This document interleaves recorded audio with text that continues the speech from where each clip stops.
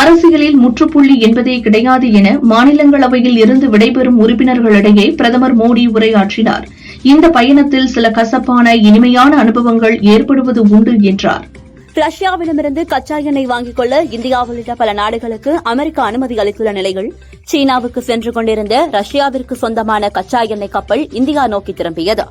தமிழக மக்கள் அனைத்தையும் பார்த்துக் கொண்டிருக்கிறார்கள். வளர்ச்சியை தரும் விடியலையே நம் மக்கள் தேர்ந்தெடுப்பார்கள் என ஸ்டாலின் தெரிவித்துள்ளார். மீண்டும் திமுக ஆட்சிக்கு ஆதரவளிப்பார்கள் என்றார்.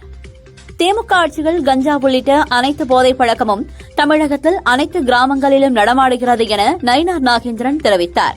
ஆட்சி மாற்றம் வர வேண்டும் என்றார். தமிழகத்தில் சட்டம் ஒழுங்கு சிறப்பாக இருக்கிறது. சில தனிப்பட்ட குற்றங்களை காரணம் காட்டக்கூடாது என சபாநாயகர் அப்பாவு தெரிவித்தார். திமுகவுக்கு மக்கள் மத்தியில் நல்ல ஆதரவு இருக்கிறது என்றார். கோவை சிந்தாமணிப்புதூர் டோல்கேட் அருகே பறக்கும் படையினர் நடத்திய சோதனையில் ஆவணமின்றி கொண்டுவரப்பட்ட ரூபாய் 37.30 லட்சம் மதிப்பிலான தங்க நகைகள் பறிமுதல் செய்யப்பட்டன. ஆம்னி பஸ்ஸில் எடுத்து வந்தவரிடம் போலீசார் விசாரணை மேற்கொண்டு வருகின்றனர்.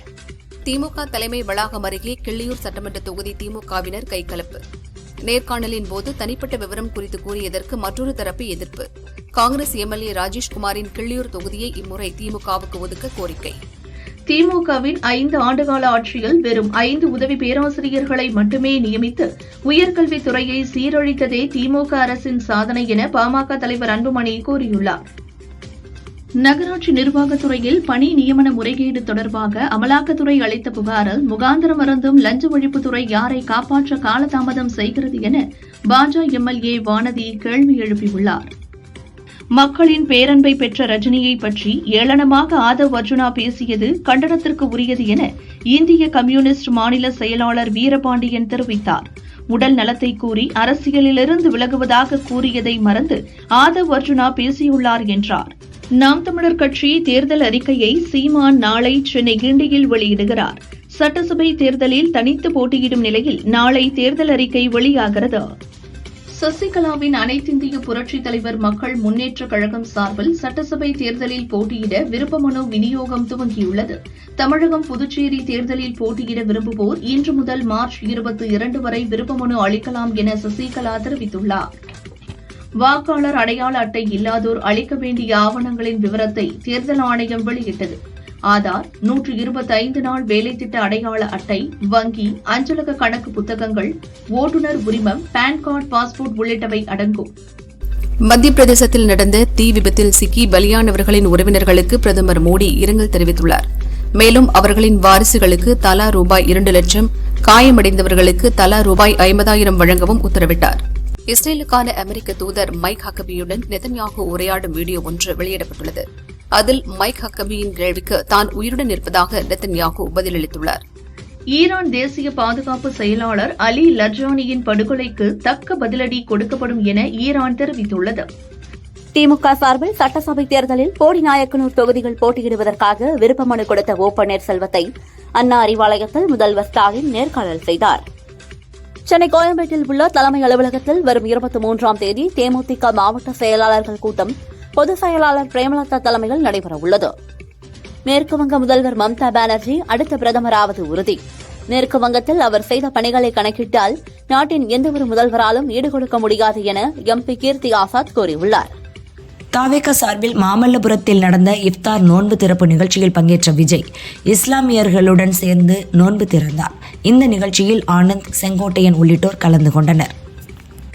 தமிழகத்தில் காவல்துறை இருக்குதா இல்லையா என்ற நிலைக்கு மாறிவிட்டது என நயினார் நாகேந்திரன் தெரிவித்தார்.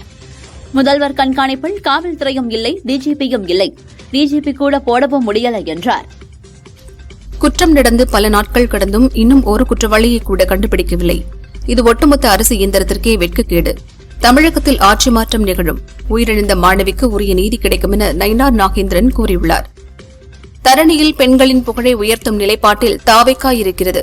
மாற்றுக் கட்சியினர் பெண்களை இழிவுபடுத்தும் செயலை இனியாவது தவிர்க்க வேண்டும் என தாவேகா நிர்வாகி குப்பா கிருஷ்ணன் கூறியுள்ளார்.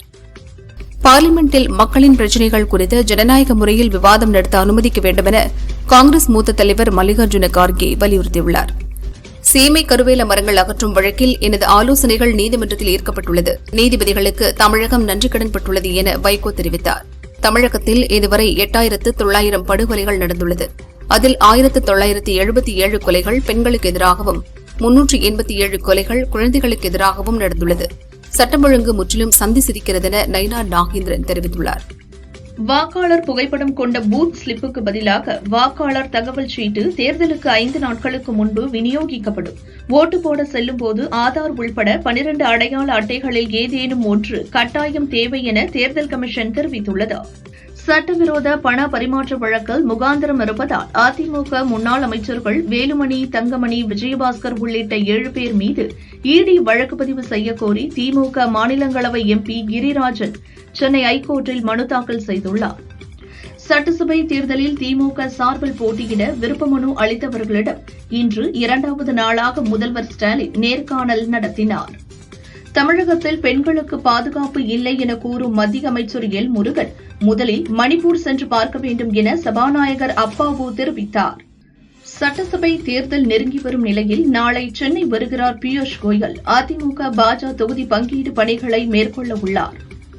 தெலுங்கு கன்னட மக்களுக்கு யுகாதி வாழ்த்து தெரிவித்துள்ளார். தமிழக காங்கிரஸ் தலைவர் செல்வ பெருந்தகை சாதி மத துவேஷம் நீங்க அனைத்து மக்களும் எல்லா நலனும் வளமும் பெற்று வாழட்டும் என்றார். மாமல்லபுரத்தில் தாவேக சார்பில் நடக்கும் இஃப்தார் நோன்பு திறக்கும் நிகழ்ச்சி தேர்தல் ஆணையத்தின் அனுமதி பெற்று உள்ளரங்க நிகழ்ச்சியாக நடக்கிறது. அழைப்பிதழ் வழங்கிய 1000 பேர் மட்டுமே அனுமதிக்கப்படுவர். வேறு யாருக்கும் அனுமதி இல்லை என தாவேக தெரிவித்துள்ளது. திமுகவுடன் தொகுதி பங்கீடு பேச்சுவார்த்தை விரைவில் நடைபெறும் என தேமுதிக பொதுச் செயலாளர் பிரேமலதா தெரிவித்தார். அதிக தொகுதிகளை கேட்டு பெறுவோம் என்றார். 5 தொகுதிகள்தான் என்பது கட்சி நிர்வாகிகளை சோர்வடைய செய்யும். ஆனாலும் அரசியல் நிலைப்பாட்டில் இருந்து விலக மாட்டோம். நாங்களும் இடங்களை குறைத்துதான் போட்டியிடப் போகிறோம் என முதல்வர் ஸ்டாலினும் கூறினார் என இந்திய கம்யூனிஸ்ட் மாநில செயலாளர் வீரபாண்டியன் தெரிவித்தார். அமைதியான தமிழ் மண்ணை பாஜக சீர்குலைக்க துடிக்கிறது. பாஜகவை வீழ்த்த வேண்டும் என்பதே இந்திய கம்யூனிஸ்ட் கட்சியின் இலக்கு என இந்திய கம்யூனிஸ்ட் மாநில செயலாளர் மு. வீரபாண்டியன் கூறினார். நாம் ஒற்றுமையாக ஓரணியில் இருக்கும் வரை இந்த சாதனை பயணம் தொடரும். தமிழகம் தொடர்ந்து வளர்ச்சி பாதையில் நடைபோடும் என முதல்வர் ஸ்டாலின் கூறியுள்ளார். திமுக எந்த ஒரு நடிகரையோ அல்லது கூட்டணி கட்சிகளையோ மிரட்டியதில்லை என இந்திய கம்யூனிஸ்ட் மாநில செயலாளர் வீரபாண்டியன் தெரிவித்தார். அமைதியான தமிழ் மண்ணை சீர்குலைக்க பாஜக மற்றும் வகுப்புவாத சக்திகள் துடிக்கின்றன என்றார். திமுக இந்திய கம்யூனிஸ்ட் தொகுதி பங்கீடு ஒப்பந்தம் கையெழுத்தானது. திமுக கூட்டணியில் 5 தொகுதிகள் ஒதுக்கீடு செய்யப்பட்டுள்ளது. கடந்த தேர்தலில் 6 தொகுதி ஒதுக்கீடு செய்யப்பட்டிருந்தது. தேமுதிக பொதுச் செயலாளர் பிரேமலதா பிறந்த நாளை முன்னிட்டு அக்கட்சியின் பொருளாளர் சுதீஷ் அவருக்கு பிறந்த நாள் வாழ்த்து தெரிவித்துள்ளார். கேப்டன் வழியில் எங்களுக்கு வழிகாட்டியாக முன்மாதிரி தலைவராக செயல்படுவதாக பாராட்டு தெரிவித்தார். வைரமுத்து, எழுத்தாளர் தமிழ்ச்செல்வன் ஆகியோருக்கு விருதுகள் வழங்குவது ஆன்மீகவாதிகளுக்கும் தேச பக்தர்களுக்கும் அவமானம். இலக்கியம், சினிமா, கலை, கலாச்சார அமைப்புகளில் திராவிட கம்யூனிஸ்ட் நக்சல்வாதிகள் திட்டமிட்டு ஊடுருவி உள்ளனர் என அர்ஜுன் சம்பத் குற்றம் சாட்டியுள்ளார். கரூர் சம்பவம் தொடர்பாக சிபிஐ நடத்திய விசாரணையால் எனக்கு எந்த அழுத்தமும் இல்லை என முன்னாள் அமைச்சர் செந்தில் பாலாஜி கூறினார். கேஸ் சிலிண்டர்களை கேட்டு விநியோக மையங்களுக்கு நுகர்வோர்கள் நேரில் செல்ல வேண்டாம் என்று மத்திய அரசு வேண்டுகோள் விடுத்துள்ளது. பார்லிமெண்டின் ராஜ்யசபா துணைத் தலைவராக உள்ள மூத்த எம்பி ஹரிவன்ஷ் நாராயண் சிங்கின் பதவிக்காலம் நிறைவடைவதைத் தொடர்ந்து அவருக்கான பிரியா விடை வழங்கும் நிகழ்ச்சி நடைபெற்றது. பிரதமர் நரேந்திர மோடி, ராஜ்யசபா எதிர்க்கட்சித் தலைவர் மல்லிகார்ஜுன கார்கே உள்ளிட்ட பல்வேறு மூத்த எம்பிக்கள் கலந்து கொண்டனர். பார்லிமெண்ட் அவைகள் நடைமுறை விதிகள் மற்றும் அலுவல் நடத்தை விதிகளை மறு ஆய்வு செய்ய வேண்டும். முக்கியத்துவம் வாய்ந்த விவகாரங்கள், பிரச்சினைகளை அவைகள் விவாதிக்கப்படுவதை உறுதி செய்ய வேண்டும் என மல்லிகார்ஜுன கார்கே கோரிக்கை விடுத்தார். ஐக்கிய அரபு அமீரகத்திலிருந்து 80,886 மெட்ரிக் டன் கச்சா எண்ணெயுடன் புறப்பட்ட ஜக் லாட்கி என்ற கப்பல் குஜராத் துறைமுகம் வந்தடைந்தது. ராஜ்யசபாவின் அவை நடைமுறை விதிகள் மற்றும் அலுவல் நடத்தை விதிகளை மறு ஆய்வு செய்ய வேண்டும் என காங்கிரஸ் எம்பி மல்லிகார்ஜுன கார்கே வலியுறுத்தியுள்ளார். ஒவ்வொரு முட்டை மீதும் உற்பத்தி மற்றும் காலாவதி தேதியை கட்டாயம் குறிப்பிட வேண்டும் என உத்தரப்பிரதேச அரசு உத்தரவிட்டுள்ளது. அப்படி குறிப்பிடாவிட்டால் அந்த முட்டை நுகர்வோருக்கு உகந்தது அல்ல என நிராகரிக்கப்படும் என தெரிவித்துள்ளது. ரயில்வே துறைக்கு தமிழகம், மேற்கு வங்கம் ஒத்துழைப்பதில்லை. நிலம் கையகப்படுத்துதல் உள்ளிட்ட பணிகளுக்கு ஒத்துழைப்பு வழங்காததே வளர்ச்சி ஏற்படாததற்கு காரணம் என திமுக எம்பி கலாநிதி வீராசாமி கேள்விக்கு மத்திய அமைச்சர் அஸ்வினி வைஷ்ணவ் பதில் அளித்தார். மத்திய பிரதேசத்தின் இந்தூரில் உள்ள ஒரு குடியிருப்பில் ஏற்பட்ட தீ விபத்தில் 7 பேர் உடல் கருகி பலியானார்கள். தீ விபத்துக்கான காரணம் குறித்து விசாரணை நடக்கிறது. ஐக்கிய அரபு அமீரகத்தின் அதிபர் ஷேக் முகமது பின் சையத் அல் நஹ்யான் உடன் பிரதமர் மோடி தொலைபேசியில் பேசினார். அமீரகம் மீதான தாக்குதலுக்கு கண்டனம் தெரிவித்த அவர், மேற்காசியாவில் அமைதியை நிலைநாட்ட இந்தியா முழு ஒத்துழைப்பு வழங்கும் என உறுதியளித்தார். திருச்செந்தூர் சுப்பிரமணிய சுவாமி கோவிலில் கடல் சுமார் 100 அடி உள்வாங்கியது. பச்சை நிற பாசி படிந்த பாறைகள் வெளியே தெரிந்தது. பக்தர்கள் ஆச்சரியத்துடன் பார்த்து செல்ஃபி எடுத்தனர். காரைக்குடி மீனாட்சிபுரம் முத்துமாரியம்மன் கோயில் மாசி பங்குனி திருவிழா கடந்த 10ஆம் தேதி கொடியேற்றத்துடன் துவங்கியது. விழாவை முன்னிட்டு இன்று லட்சக்கணக்கான பக்தர்கள் பால்குடம், தீச்சட்டி எடுத்தும் தீ மிதித்தும் நேர்த்திக்கடன் செலுத்தினர். காஞ்சிபுரம் எதோத்தக்காரி பெருமாள் கோயிலில் பங்குனி மாத பிரம்மோற்சவத்தின் 7வது நாளான இன்று தேரோட்டம் விமரிசையாக நடைபெற்றது. திரளான பக்தர்கள் கலந்து கொண்டு தேரினை வடம் பிடித்து இழுத்து சுவாமி தரிசனம் செய்தனர். தேனி ஸ்ரீ வரதராஜ பெருமாள் கோயிலில் 83ஆம் ஆண்டு ராமநவமி பிரம்மோற்சவத்தை முன்னிட்டு கொடியேற்றும் நிகழ்ச்சி விமர்சையாக நடந்தது. திருச்சி திருவானைக்கோவில் ஜம்புகேஸ்வரர் கோயில் பங்குனி பிரம்மோற்சவம் 3ஆம் நாள் நிகழ்ச்சியில் சுவாமி பூத வாகனத்திலும் அம்பாள் காமதேனு வாகனத்திலும் எழுந்தருளி வீதியுலா வந்தனர். தமிழகம் முழுவதும் தேர்தல் பறக்கும் படையினரால் ரூபாய் 42.65 லட்சம் கோடி மதிப்பிலான பணம், மதுபானம், பொருட்கள் உள்ளிட்டவை பறிமுதல் செய்யப்பட்டுள்ளதாக தமிழக தலைமை தேர்தல் அதிகாரி அர்ச்சனா பட்நாயக் தெரிவித்துள்ளார். விளாத்திக்குளத்தில் பாலியல் வன்கொடுமை செய்து கொலை செய்யப்பட்ட +2 மாணவியின் குடும்பத்தினருக்கு தமிழக பாரதிய ஜனதா தலைவர் நைனா நாகேந்திரன் நேரில் சென்று ஆறுதல் கூறினார்.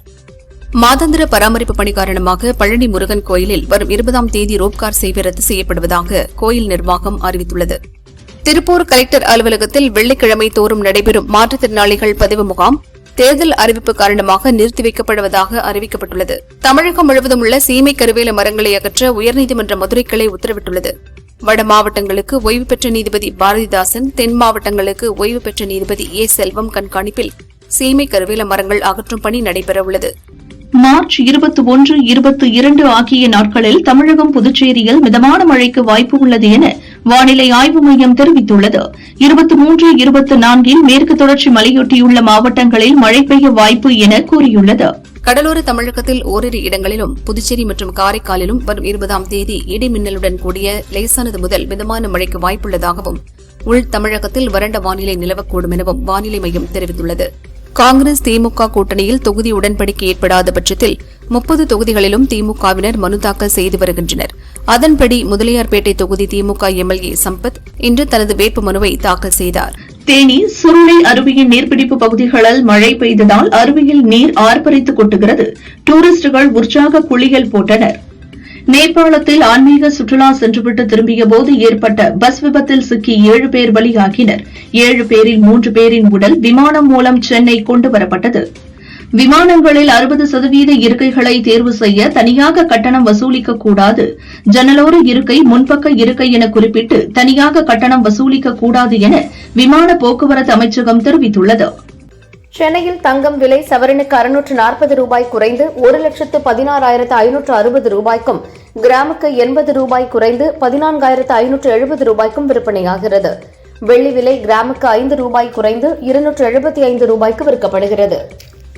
திருவள்ளூர் அருகே தேர்தல் பறக்கும் படையினர் நடத்திய சோதனையில் 4 லட்சம் ரூபாயை பறிமுதல் செய்தனர்.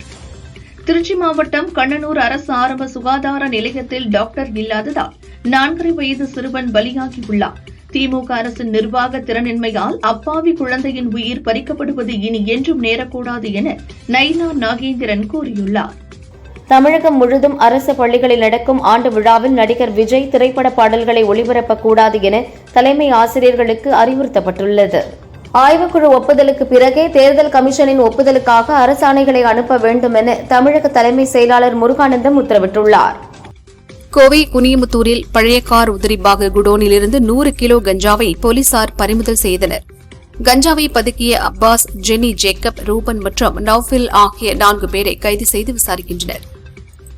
ஓசூர் அருகே பட்டிக்கானப்பள்ளி என்ற கிராமத்தைச் சேர்ந்தவர் லோகேஷ். கார் டிரைவரான இவரை முன்விரோதம் காரணமாக மர்ம நபர்கள் வெட்டி கொலை செய்தனர். பாகலூர் போலீசார் கொலையாளிகளை தேடுகின்றனர். இஸ்ரேலின் தாக்குதலில் ஈரானின் உளவுத்துறை அமைச்சர் இஸ்மாயில் கதீப் கொல்லப்பட்டதாக இஸ்ரேல் பாதுகாப்பு அமைச்சகம் அறிவித்துள்ளது.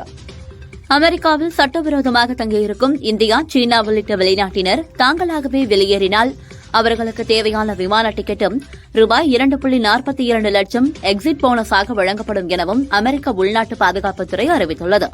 ஈரான் மீது அமெரிக்கா போர் தொடுத்ததற்கு எதிர்ப்பு தெரிவித்து அமெரிக்க பயங்கரவாத எதிர்ப்பு மைய இயக்குநர் ஜோ கென்ட் தனது பதவியை ராஜினாமா செய்தார். நைஜீரியாவின் போர்னோ மாநிலத்தின் மைடுகுரியில் உள்ள சந்தையில் நடந்த தற்கொலைப்படை தாக்குதலில் 23 பேர் பலியானார்கள், 108 பேர் படுகாயமடைந்தனர். வடகொரியாவில் நடந்த பார்லிமெண்ட் தேர்தலில் 99.93% ஓட்டுகளுடன் கிம் ஜாங் உன் கட்சி வெற்றி பெற்றுள்ளது. வழக்கத்துக்கு மாறாக 0.07% பேர் எதிராக ஓட்டளித்துள்ளனர். ஹார்முஸ் ஜலசந்தியை பாதுகாக்க உதவுமாறு அமெரிக்கா விடுத்த கோரிக்கைகளை பல நாடுகள் நிராகரித்தன. இதுபற்றி பேசிய ட்ரம்ப், எங்களுக்கு யாரும் தேவையில்லை, ஹார்முஸ் ஜலசந்தியை மீட்கும் பணியை நாம் சிறப்பாக செய்வோம் என கூறியுள்ளார். ஹார்முஸ் ஜலசந்தி அருகே அமைந்துள்ள ஈரானின் ஏவுகணை தளங்கள் மீது அமெரிக்க படைகள் 5000 பவுண்ட் எடையுள்ள பங்கர் பஸ்டர் குண்டுகளை வீசி தாக்குதல் நடத்தியது. இதில் ஈரானின் கப்பல் எதிர்ப்பு ஏவுகணைகள் தகர்க்கப்பட்டதாக அமெரிக்க ராணுவம் தெரிவித்துள்ளது. எங்களின் கார்க் தீவை அமெரிக்கா தாக்கினால் எங்கிருந்து தாக்கப்பட்டதோ அந்த இடம் சாம்பலாகிவிடும் என ஈரான் எச்சரிக்கை விடுத்துள்ளது. சாதனைகளையும் அவற்றால் பயனடைந்தவர்கள் குறித்தும் தரவுகளோடு சொல்லிக் கொண்டிருக்கிறோம். மறுபுறம் சொல்வதற்கு சாதனைகளும் செயல்படுவதற்கு கொள்கைகளும் இல்லாதவர்கள் ஆபாசங்களையும் அவதூறுகளையும் அள்ளி இறைத்துக் கொண்டிருக்கின்றனர் என முதல்வர் ஸ்டாலின் தெரிவித்துள்ளார். பிரேம் இயக்கத்தில் கன்னடத்தில் துருவ் சர்ஜா நடிப்பில் உருவாகியுள்ள படம் கேடி தி டெவில். இதில் சஞ்சய் தத், நோரா பதேகி ஆடிய குத்தாட்ட பாடலை 5 மொழிகளில் வெளியிட்டனர். ஹிந்தி பதிப்பான சர்க்கே சுனார் பாடலில் ஆபாசமான வரிகள் இருப்பதாக கூறி எதிர்ப்புகள் கிளம்பின. இதையடுத்து மத்திய செய்தி ஒலிபரப்புத்துறை அமைச்சகத்தின் அறிவுறுத்தல்படி ஹிந்தி பாடலை மட்டும் அனைத்து தளங்களில் இருந்தும் நீக்கிவிட்டனர். விஜயின் ஜனநாயகன் படம் சென்சார் பிரச்சினையில் சிக்கியுள்ளது. மார்ச் 9 படத்தை மறுதணிக்கை செய்ய இருந்தனர். தணிக்கை குழுவில் ஒருவருக்கு உடல்நல பிரச்சினை ஏற்பட ரத்தானது. நேற்று மீண்டும் மறுதணிக்கை நடக்க இருக்கும் என்றனர். நடக்கவில்லை. தமிழகத்தில் தேர்தல் நடத்தை விதி அமலில் உள்ளது. இது தாவேகா தலைவர் விஜய் நடித்துள்ள படம் என்பதால் தேர்தல் கமிஷன் படத்தை பார்க்க வேண்டுமா? அவர்கள் பார்த்துவிட்டு தடையில்லா சான்றிதழ் கொடுத்தால் மட்டுமே தணிக்கை தரப்பில் இருந்தும் சான்றிதழ் கிடைக்குமா? இப்படி அடுத்தடுத்த சிக்கலால் படக்குழு தவிக்கிறது. ஜெயிலர் 2வில் நடித்து வரும் ரஜினி அடுத்து சிபி சக்கரவர்த்தி இயக்கத்தில் நடிக்கவுள்ளார். இந்த படத்திற்காக நடிகர்கள் தேர்வு நடக்கிறது. நடிகைகள் சோபனா இதில் நடிக்கப் போகிறாராம். ஏற்கனவே ரஜினியுடன் சிவா, தளபதி, கோச்சரையான் படங்களில் நடித்தவர் மீண்டும் இப்படத்தில் அவருடன் இணைகிறார். என்னுடைய வேலையை மனதார செய்து கொண்டிருக்கிறேன். ஆனால் சிலர் தேவையற்ற விமர்சனங்களையும் கெட்ட கருத்துக்களையும் பகிர்கிறார்கள். அந்த நெகட்டிவ் கமெண்ட்ஸ் என் மன அமைதியை குலைக்கிறது. தூங்க முடியாமல் தவிக்கிறேன் என தனக்கு எதிரான சோசியல் மீடியா கருத்துக்கள் குறித்து நடிகை கயாட் லோகர் வேதனை தெரிவித்துள்ளார். வெற்றிமாறன் இயக்கத்தில் சிம்பு நடிப்பில் அரசன் படம் உருவாகிறது. விஜய் சேதுபதி, விக்ராந்த் உள்ளிட்டோர் நடிக்கின்றனர். சிறிய இடைவெளிக்கு பின் 2ஆம் கட்ட படப்பிடிப்பு துவங்கியுள்ளது. இதுவரை இதில் கதாநாயகி யார் என்பது அறிவிக்கவில்லை. சமந்தா, கீர்த்தி சுரேஷ் நடிப்பதாக செய்தி வந்தது. இப்போது பிரியங்கா மோகன் இணைந்துள்ளாராம். 2ஆம் கட்ட படப்பிடிப்பில் இவர் பங்கேற்று நடிக்கிறாராம். நடிகை அடா சர்மா தற்போது சூப்பர் வெள்ளி என்ற படத்தில் சூப்பர் ஹீரோயினாக அக்ரோமாடோப்சியா என்ற நோயால் பாதிக்கப்பட்டிருக்கும் பெண்ணாக நடித்துள்ளார். நிறக்குருடு கதாபாத்திரத்திற்கு உலகம் கருப்பு வெள்ளையாக மட்டுமே தெரியும். பொறுப்புகளை விட ஓய்வெடுக்கவும் தூங்கவும் விரும்பும் இந்த சூப்பர் ஹீரோயின் கதையை ராஜேஷ் பச்சானி இயக்கியுள்ளார். பிச்சைக்காரன் படத்திற்கு பிறகு இயக்குநர் சசி, நடிகர் விஜய் ஆண்டனி கூட்டணியில் உருவாக்கி வரும் படம் 100 சாமி. சுவாசிகா, அஜய் திஷான், லிஜோ மோல்ஜோஸ் உள்ளிட்டோர் நடித்துள்ளனர். இப்படம் கரும்பு விவசாயிகளின் வாழ்க்கையை பற்றி பேசுகிறது. ரத்தம், வியர்வை மற்றும் பிணைப்புகளின் பயணம், இதுதான் அவர்கள் வாழ்ந்த வாழ்க்கை என குறிப்பிட்டுள்ளார் விஜய் ஆண்டனி. கோடை விடுமுறையில் ரிலீஸ் ஆகிறது. ஆரம்பத்தில் இசையமைப்பாளர் இளையராஜாவுடன் பயணித்து வந்த இயக்குநர் மணிரத்னம் ரோஜா படம் தொடங்கி தக் லைஃப் வரை AR ரகுமானுடன் பயணித்து வந்தார். இந்நிலையில் அடுத்து விஜய் சேதுபதி, சாய் பல்லவியை வைத்து தான் இயக்கும் படத்தில் இசையமைப்பாளராக சாய் அபியங்கரை ஒப்பந்தம் செய்துள்ளாராம் மணிரத்னம்.